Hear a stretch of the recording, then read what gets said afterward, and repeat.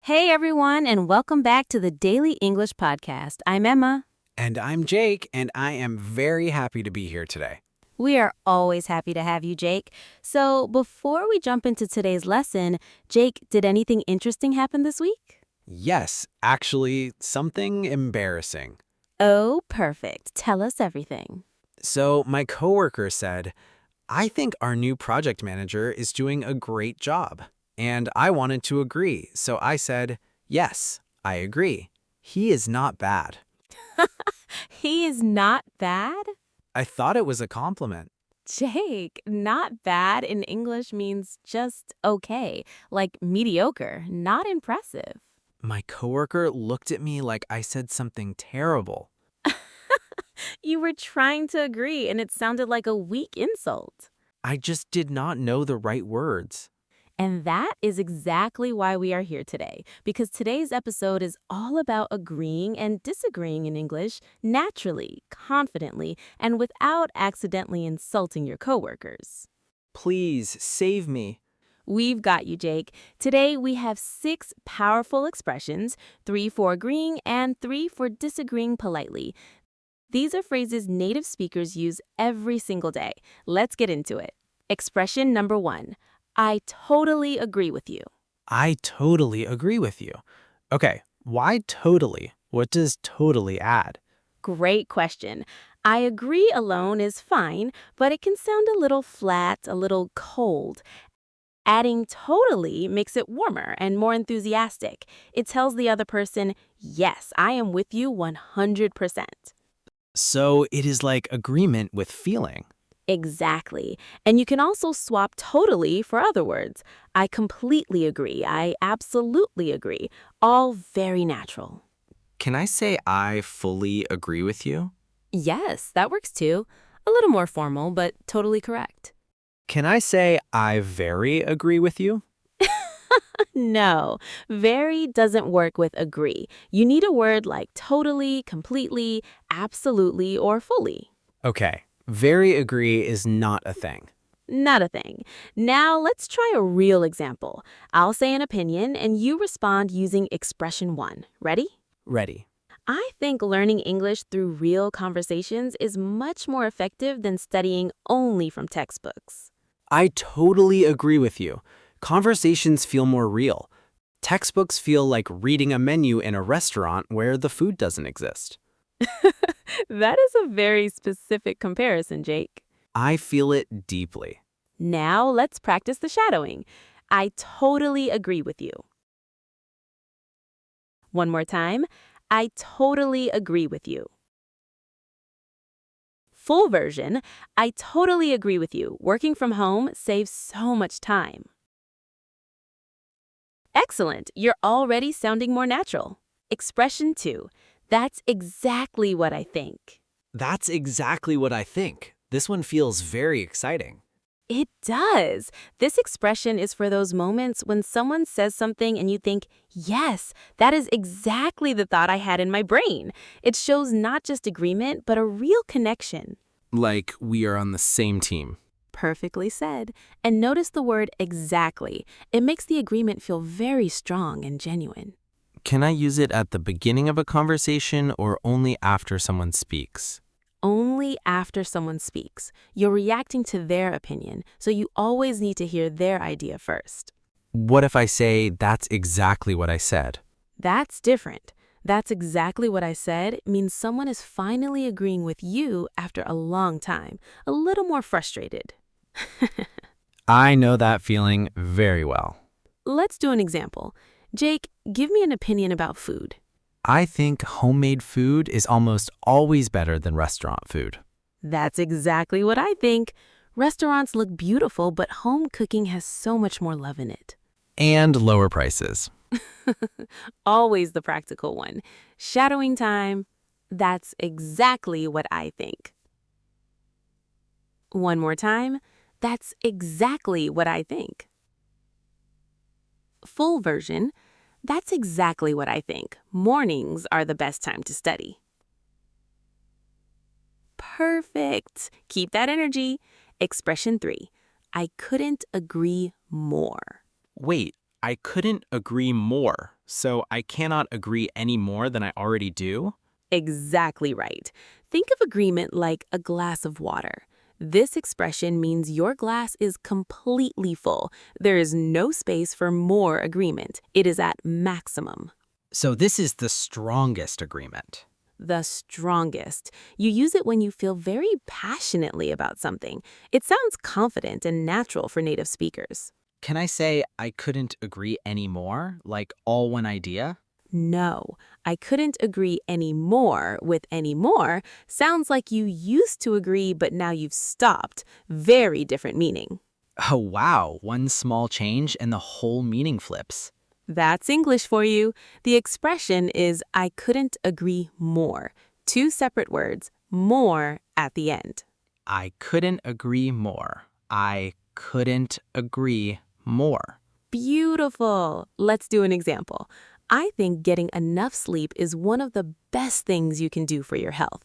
I couldn't agree more. Sleep is life. Sleep is everything. If I could have a career in sleeping, I would apply immediately. Jake's dream job, professional sleeper. Very competitive field. Shadowing? I couldn't agree more. One more time. I couldn't agree more.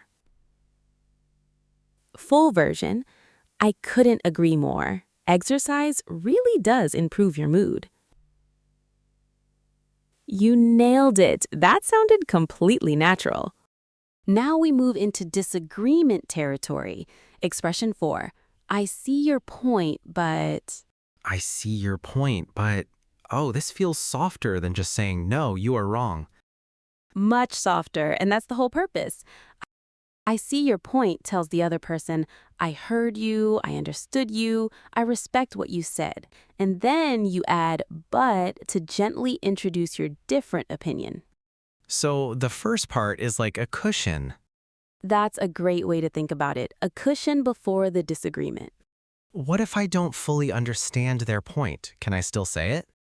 Honestly, sometimes people do use it even when they're not fully convinced by the other side. But it's always better to actually listen first. I see your point only works when it's genuine. What if I say, I see your point, but you are completely wrong?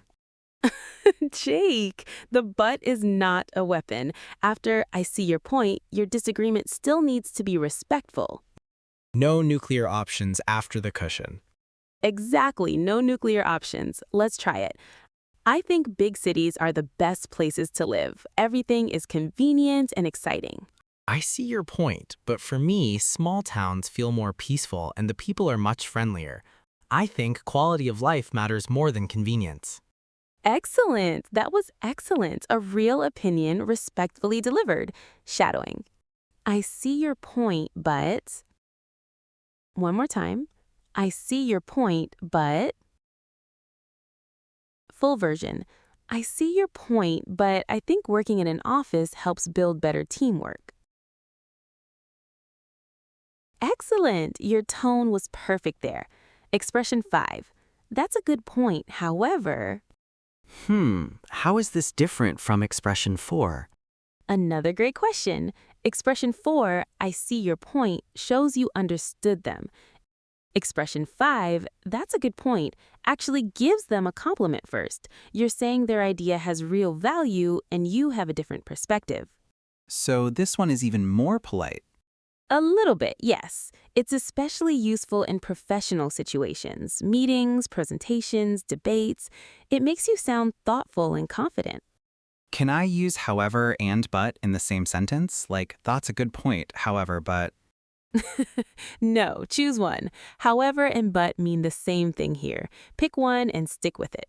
So however sounds more professional.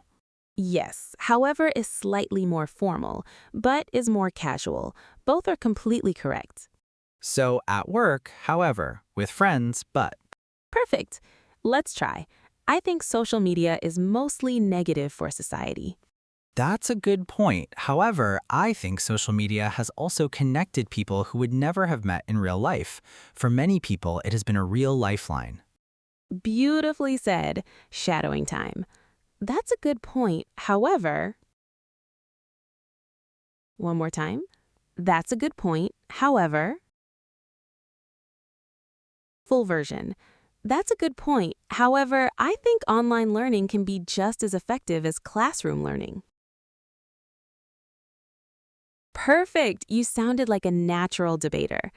Last expression, expression 6. I'm not sure I agree with that. I'm not sure I agree with that. This one sounds very gentle. It is the gentlest disagreement of the 6. You're not saying you're wrong. You're saying, I have some doubts. It keeps the conversation open and low pressure. When is this the best one to use? When the topic is sensitive, like politics, lifestyle choices, or personal decisions, or when you're not fully sure of your own opinion yet, it's honest and kind. What if someone says, I think you should quit your job and become a professional dancer, and I cannot dance? That is very specific. It happened. Well then, I'm not sure I agree with that is absolutely perfect. You're being polite but firm. Can I say I'm not sure if I agree? Yes, I'm not sure if I agree also works. It's slightly more indirect, even gentler. So the softer the topic, the softer the expression. That's a brilliant way to summarize it. Let's try an example. I think pineapple on pizza is actually amazing. I'm not sure I agree with that. Delivered with such calm dignity, Jake. I have learned from the best. Shadowing. I'm not sure I agree with that. One more time. I'm not sure I agree with that. Full version. I'm not sure I agree with that. I think rest days are just as important as training days.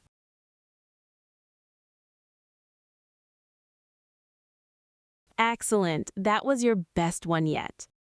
Okay, everyone, role play time. Jake and I are trying to plan our weekend. We have very different ideas. Listen for all 6 expressions. Okay. I think we should go hiking this weekend. Fresh air, exercise, beautiful views. It is perfect. I totally agree with you that fresh air and exercise are important, but don't you think a relaxing weekend at home sounds better after such a busy week? I see your point, but sitting at home all weekend makes me feel more tired, not less. Moving my body actually gives me energy. That's a good point. However, hiking takes a lot of preparation. Good shoes, food, water, sunscreen. It's almost like a second job. That's exactly what I think about staying home. You have to clean, organize, do laundry. There's always something. Jake, laundry is not the same as hiking a mountain. Both require effort, Emma. I'm not sure I agree with that comparison.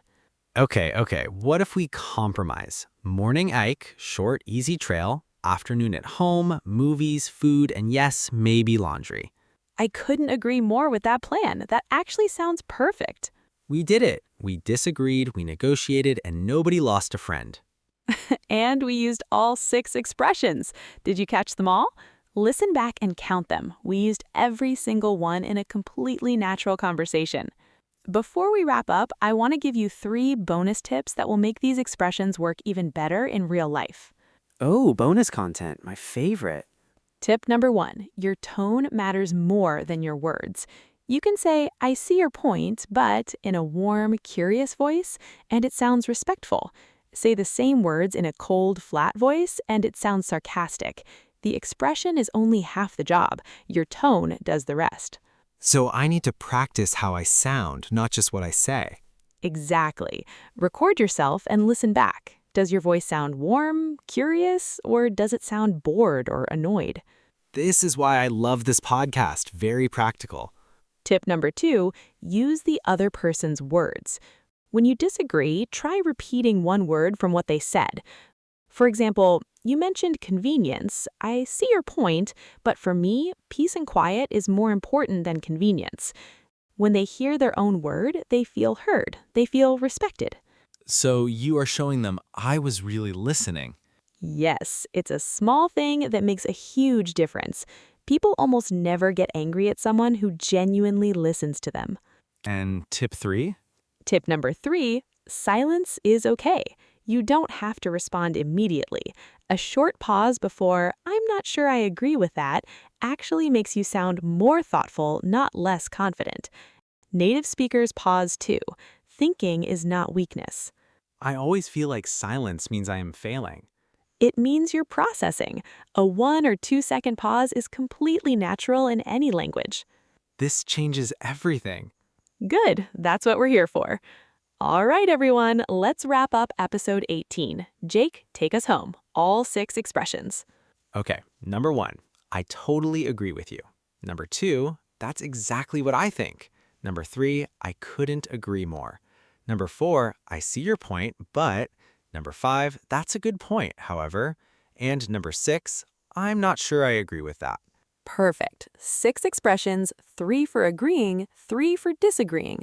All natural, all polite, all ready to use today. And remember, the goal is not to win the conversation. The goal is to have a good conversation. Jake, that was genuinely wise. I have my moments. If you enjoyed today's episode, please subscribe and leave us a comment. Tell us which expression you're going to use first this week. We read every single one. And if you missed episode 17, go back and listen. Opinions plus reactions. Together, that is a complete English conversation. We'll see you next week on the Daily English Podcast. Keep practicing, keep showing up, and remember, Every conversation is a chance to get better, even the ones about pineapple on pizza. especially those. Bye, everyone. Bye. That's all for today's Daily English Podcast. I hope you learned something new. If you found this helpful, please hit the like button and subscribe for more daily English content. See you next time.